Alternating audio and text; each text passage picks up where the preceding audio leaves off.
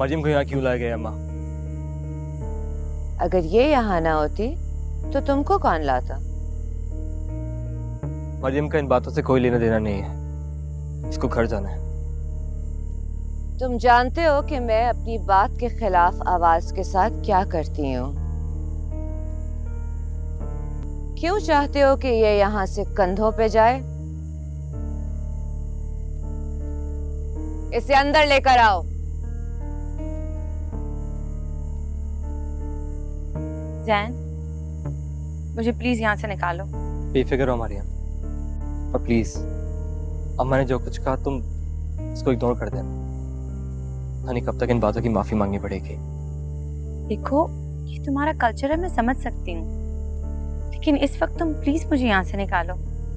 पता नहीं मेरी अम्मी ने मेरे पीछे क्या कर दिया होगा। आओ। कहीं तुम्हारी अम्मी गोली ना मार दे। मरियम, या तो डर लो या मोहब्बत कर लो, दोनों काम एक साथ नहीं हो सकते।